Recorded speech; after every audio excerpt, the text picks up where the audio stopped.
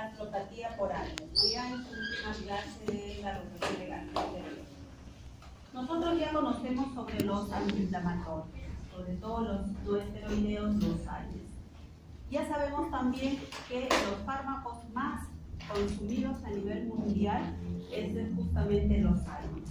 Pero eso hasta sin receta uno puede conseguirlo en cualquier farmacia o hasta en tiendas. Eso hace que el control para poder evitar los efectos adversos pues sean más difíciles, y el uso de estos antiinflamatorios, pues como conocemos, no está también exento de que puede haber algún daño, no solamente en la mucosa gástrica, sino también intestinal, ocupando este daño en el estómago un lugar importante entre los efectos adversos de los AINES. El término gastropatía por AINES hace referencia pues a las lesiones que el uso de estos antiinflamatorios van a producir no solamente en la mucosa gastroduodenal, también en el esófago, puede haber en el intestino delgado o en el intestino grueso. Este cuadrito nos menciona cómo el uso de los antiinflamatorios, que lo tenemos en nombres a la mano izquierda, hace en verde daño hasta producir una úlcera péptica, y en amarillo el daño de lesiones gastroduodenales significativas sin llegar a ser una úlcera. Estamos hablando de gastropatías erosivas. Y a la cabeza pues la aspirina, que está usada, los ketoprofenos también, ¿no? Por ahí vemos el ibuprofeno, no está extenso de daño, los naproxenos, que se usa para la dismenorrea, diclofenac. ¿Y cómo es que se va a producir ese daño? El daño en la mucosa gastroduodenal se va a deber cuando el efecto del ácido gástrico pues va a superar estos factores defensivos. ¿Y cuáles van a ser esos factores defensivos? Lo vamos a ver más adelante. Y no solamente el daño va a ser a nivel local, sino también puede producir daños sistémicos. Y ese cuadro es el ya muy conocido, es el que ya todos debemos de saber entre nuestra balancita, donde nos habla de los factores defensivos, la barrera de moco y bicarbonato, la resistencia de la superficie de la mucosa, la renovación celular que se hace constantemente, la restitución epitelial, la circulación en la mucosa, la respuesta inmune, de igual forma, las defensas neural y muscular, y no nos olvidemos de las prostaglandinas.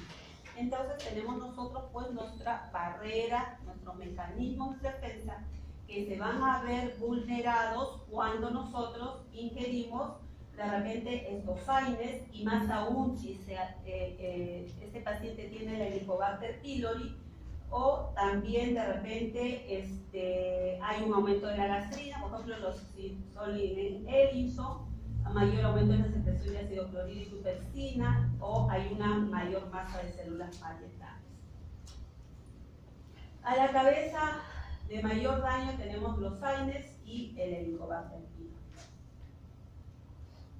Cuando hay una lesión aguda, parece depender del efecto tóxico que se hace directamente en el epitelio, y eso se debe a un efecto del atrapamiento iónico, o que la síntesis de prostaglandinas se vean inhibidas, o haya un aumento de la adhesión de los leucocitos al endotelio vascular gástrico.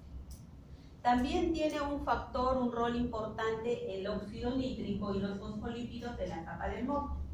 Parecen también otros factores importantes de la defensa de la mucosa, y conocemos que la administración de los AINES que contengan estas moléculas reducen de manera notable el daño gástrico. Por eso muchos AINES ahora son recubiertos, tienen lo que se llama una recubierta entérica para disminuir el daño que pueda producir de lesión directa en la mucosa.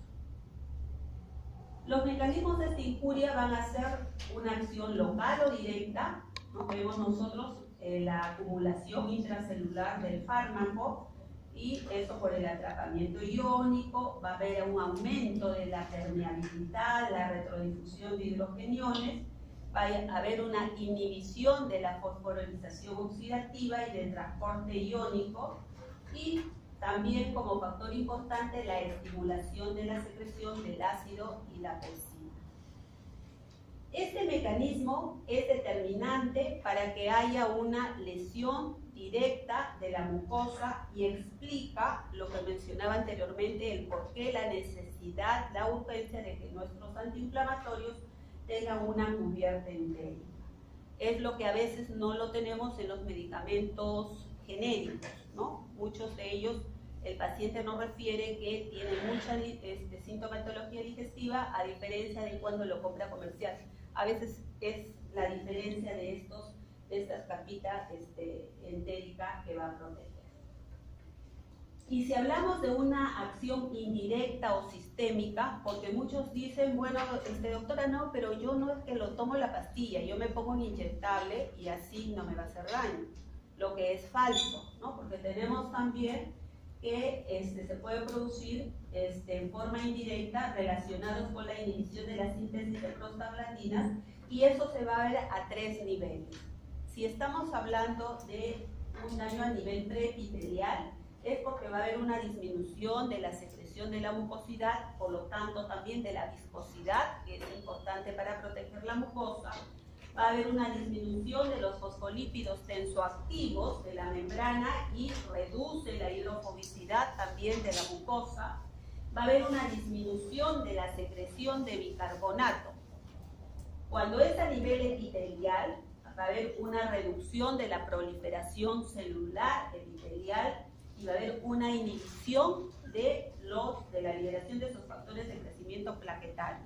Por lo tanto, entonces, se va a producir el daño que nosotros vamos a ver más adelante. A nivel posepitelial hay un descenso del flujo vascular de la mucosa gástrica, también hay una lesión endotelial de la adhesión de los leucocitos, aumento de los radicales libres y aumento en la síntesis de leucocitos. Estos mecanismos son importantes para explicar el por qué va a producirse estos daños por acción indirecta o sistémica. Y vemos pues nosotros allí nuestros factores protectores y como la aspirina y otros AINES con los ácidos gástricos y las pensinas, sí va a verse alterados, y más como del factor del Helicobacter, por el hecho del uso de las aspirinas y otros AINES que van a inhibir la producción de bicarbonato, del moco y la de prostaglandina. ¿Y qué tipo de lesiones es lo que vamos a encontrar en estos pacientes?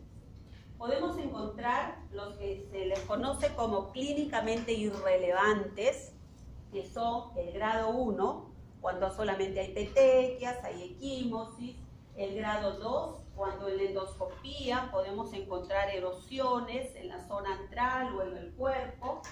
Clínicamente relevantes ya son el grado 3, porque allí ya vamos a evidenciar una úlcera, ya sea en el estómago o en el duodeno. Y en el grado 4 es cuando muchas veces nuestros pacientes debutan con esa hemorragia digestiva que lo trae la emergencia, o ya cuando vienen con un abdomen tenso, muy adolorido, porque ya se perforó el estómago.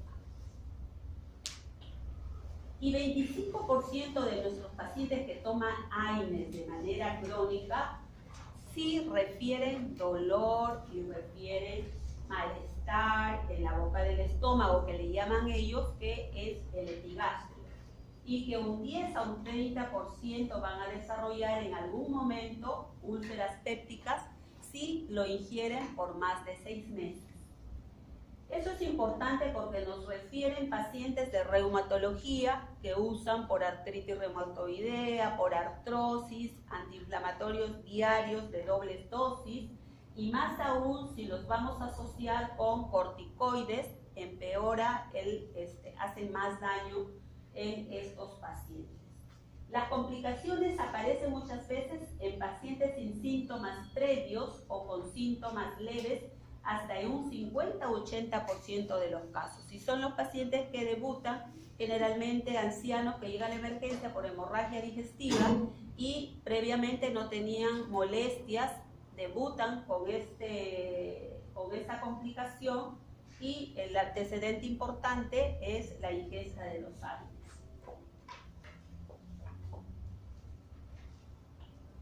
¿Cuáles son los factores de riesgo que van a asociarse, en los cuales yo voy a tener más cuidado en mi paciente para evitar llegar a estas complicaciones? Si tiene una úlcera ya previa, si en los antecedentes nos refieren a algún momento tuvo hemorragia, tuvo una úlcera y pues se curó, mejoró, pero esto al tomar AINES puede haber una reagudización de los síntomas. También las características de la utilización de los AINES, las dosis, ¿no? Dosis más elevadas, mayor daño. También, como les mencionaba, si están asociados con corticoides o si están asociados con anticoagulantes. Y siempre nuestros pacientes mayores de edad, lógicamente, van a tener mayor riesgo, no solamente por la edad, sino que también pueden tener enfermedades concomitantes como la hipertensión, la diabetes, etc. Entonces, nosotros tenemos que ver cuál es nuestro grupo etario, cuáles son nuestros pacientes que van a tener mayor riesgo a hacer las complicaciones para dar un tratamiento profiláctico. Hay que racionalizar el uso de los AINES. Muchas veces no es que tengan dolor, sino para evitar que les duela, toman. Entonces, hay que racionalizar, hay que darles las indicaciones de las dosis exactas y además, como les mencionaba, hay que identificar cuál es esa población que va a necesitar una terapia para prevenir estas complicaciones. ¿Y qué es lo que nosotros damos como profiláctico? Los antiácidos, los magaldratos, los sucralfatos son de ayuda, pero no es que sean pues el 100% de mejora. Los fármacos protectores de la mucosa ya aprobados son los que les mencionaba, los sucralfatos. Prostaglandinas no se usa, muy frecuente, una por los costos y otro por los efectos adversos que produce. Mujeres en edad fértil también puede producir más motilidad uterina y producir abortos. Y los fármacos también que inhiben la secreción ácida más comunes como la ranitidina o los inhibidores de bomba de protones. Entonces, tengamos nosotros en cuenta que podemos usar de repente mejor los sucralfatos, los magaldratos, la ranitidina o los omeprazoles. Las perspectivas futuras y que ya de muchos años ya le estamos viendo que es el desarrollo de nuevos AINES que inhiben de forma altamente selectiva la isoenzima 2 de la ciclooxigenasa, los COX-2, y tenemos ya varios en el mercado, ¿no? Tenemos el famoso celecoxib, el rofecoxib, el etoricoxib, etcétera, que cada vez dice la literatura que protege la mucosa gástrica y que va a prevenir justamente que tenga úlceras o que tenga esas erosiones, pero hemos tenido pacientes muy susceptibles que aún con eso también hacen cuadros de hemorragia digestiva. Entonces, igual estos AINES, ¿no?, más selectivos permiten esperar que las lesiones, las úlceras, las complicaciones sean menores que las que van a inhibir ambas isoenzimas. Concluyendo, nosotros entonces vemos que la profilaxis de la gastropatía por AINES no se va a dar en forma generalizada. Tenemos que ver nuestro grupo al cual sí va a ser necesario esta profilaxis. Y el omeprazol a 20 miligramos por día se ha probado que es el fármaco de elección para prevenir estas lesiones ulcerosas o erosivas inducidas por los AINES. El misoprostol, que es de 600 a 800 miligramos por día, es una segunda alternativa dada su no despreciable tasa de efectos secundarios. Perdón, anteriormente les hablé de las prostaglandinas. No, el misoprostol es el que tiene los efectos de mayor contractibilidad uterina, no las prostaglandinas, ¿no? Pero también el misoprostol de igual forma no es que sea muy usado. Se prefiere entonces los inhibidores de bomba que tienen menos efectos adversos y se puede tomar en forma más, por mayor tiempo.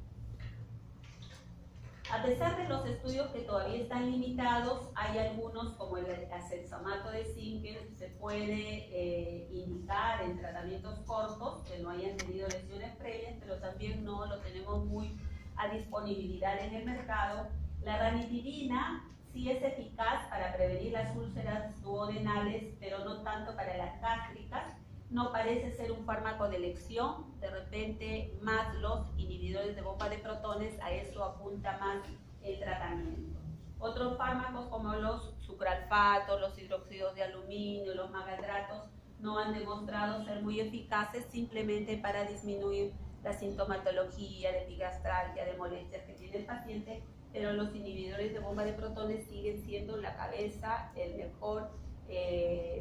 la mejor terapia para estos casos. ¿Preguntillas? Ok, chicos. ¿En qué caso sería bueno usar el misoprostol? Por ejemplo, en casos de repente de pacientes que sean muy susceptibles de hacer estas lesiones y sí necesiten sí o sí usar los antiinflamatorios y por cualquier motivo no, de repente no reaccionen bien o no controlen bien con los inhibidores de bomba, pero como una terapia ya más no primaria, sino digamos como en el caso que no vaya bien con los inhibidores de bomba de protones.